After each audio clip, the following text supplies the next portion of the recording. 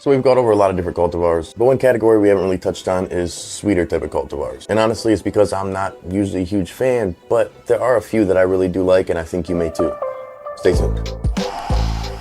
Like we always do about this time. Now, if you're looking to grow some great genetics or do some pheno hunting, you're going to want some great equipment. And thanks to today's sponsor, you'll be able to do that and then some, especially saving with our discount code. Now, whether it be air control, air quality, lighting, or your tent itself, or the entire kit, AC Infinity has got you locked down, and they continue to innovate time after time again with just amazing products. Now, their products go very fast, well, because they're in high demand. Supply and demand is a real thing, and when you got a supply that's as great as this, you better jump on it quick. And when you do, make sure you use CLtv at checkout and you'll save some money on your order. Big shout out to AC Infinity, and let's get to the video. Welcome to CLtv, my name is Rob. In this channel, we talk about all things herb. Today in particular, we're gonna be talking about genetics. Now, if you're new here, make sure you hit the subscribe button because we'll be doing more videos like this. Make sure you check out the past videos about genetics that may be other categories that you're more interested in. So when it comes to the sweet cultivars, I normally am not into it like I mentioned, but there has been a few that are sweet with hints of gas or hints of a pine or earthy funk, or even some of that creamy end that I tend to like. I don't know. It sounds too freaky for me. Now, a lot of these cultivars are dependent on the phenotype, of course, but very, very specifically when it comes to this first one, and that'd be Sherb Cream Pie. It's amazing. Now, Sherb Cream Pie is actually Sherb cake. Sherb Cream Pie is a phenotype that's been found by Bones Grown. It's become notoriously known here around Michigan, and it seems to be getting more and more popular around the globe. Now, Sherb Cream Pie is a cross of Sunset Sherbet and Wedding Cake. Now, between the two, you got Sherb Cake. Pretty simple name, it makes sense. But when it comes to the complexity of the flavors, it does vary. Now, this cross that's known to go 9 to 10 weeks oftentimes carries a sweet, kind of creamy, funky back end with a little bit of a gas exhale, but it's extremely, extremely pungent. Now, every phenotype that I've had have been absolutely fire. The one I have in particular is the Bones Grown cut, and it is just, it might be my favorite right now, honestly. I think it's beat out the Headbanger. It's just so tasty. Every time I'm burning it and I look at the blunt, just amazed with the flavor, and it's one that I'm gonna keep around, I think, indefinitely, because honestly, I'm just in love with this one. But the next one I had is a classic, and this one, it really, really hit, and I wish I would have kept her around, and that was Jilly Bean by TGA Subcool. Rest in peace to the weed nerd. Now, this was across a Space Queen and Orange Velvet, and the one that I had definitely leaned on that orangey, kind of sweet, funky side, because it was just unmistakably sweet. It almost had like a tropical smoothie with a hint of a foot on the back end. That sounded weird. And it yielded really well too. This one for me, being an 8 to 9 weeker, was definitely nice. The phenotype that I had, I ended up pulling around 8 weeks, and she was hitting. If you've ever grown any TGA Subcool cultivars, you know that usually there's some really nice flavors in there, and they can vary per phenotype. The ones that I had out of this, all were very, very comparable.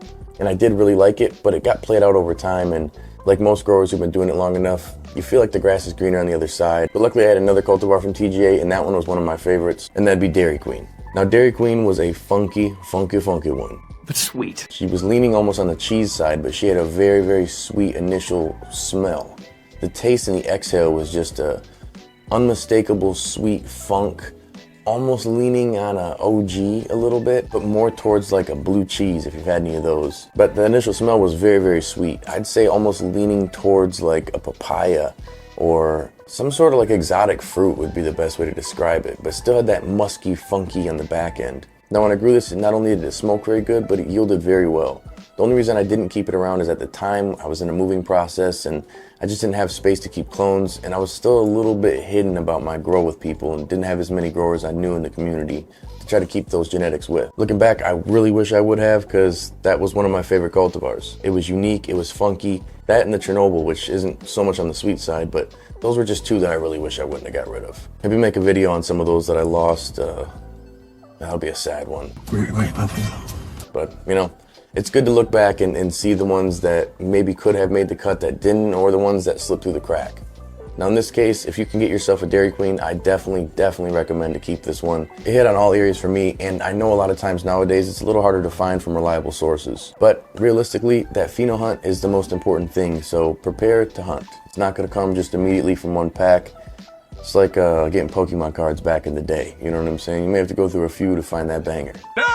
Now, a couple honorable mentions for those of you who don't feel like pheno hunting or aren't really growing, we'll say, and you have the ability to go to your local shop or homie. Now, one, if you're in Michigan or Oregon, which right now is one of my tops if we're talking about OPP, You know me. that would be Grown Rogue's Blue Runs. This stuff slaps. Hitting at a terp of, I think 3%, just really, really, really stands apart from a lot of the other runts that I've had. Now there is some good runts on the market, and that flavor may not be for everybody, but that sweet candy, kind of sweet tartish, smarty flavor with a little bit of that pine on the exhale, I like it. I like it personally. And I definitely think if you're into that flavor and you're in Michigan or Oregon, try to check that one out. Now another one, if you're out shopping, I'd recommend would be ice cream cake.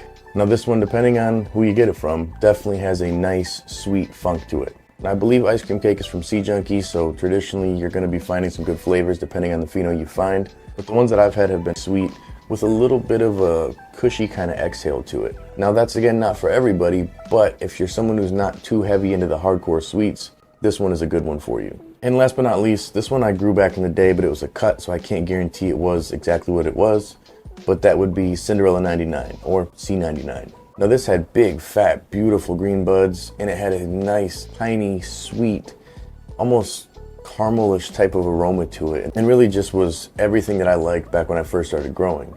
Now, like I mentioned earlier, I had a totally different mentality then, so I was looking more and more for different kinds of cultivars, and this was in the caregiver days when having something more unique was very, very, very important, and everybody around me already had the Cinderella 99. Now, if you can't get your hands on an authentic one, I definitely think you'll enjoy it, but if you see some floating around and you want to check it out at Dispo, maybe grab it up.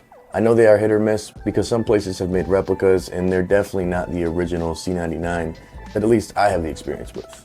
Now, of course, this is just my experience. This is just some that I've grown and some that I've smoked. If you've got some better ones or some others that you want to recommend, please do me a favor, and your gromies as well, drop below in the comment section. It helps us who are looking for some good genetics find some good genetics. And if you're looking to get some direct help with your garden, well, consider checking out 420 Growers Club or our Patreon. And if you want to know more about it, visit this link here below. So with that being said, it's your boy Rob here from CLtv. Make sure you guys have a great day, eat better tomorrow, and stay lifted. Peace. Are you a grower? Are you tired of lugging around too many bottles? Is it too expensive? Is it so confusing? Tired of reading feed charts? Well, guess what? There is an easier way. Introducing the Stash Blend. You can now get your bag of Stash Blend premium additives that you can add to your garden using just about any base nutrients. Go to stashblend.com and get your order today.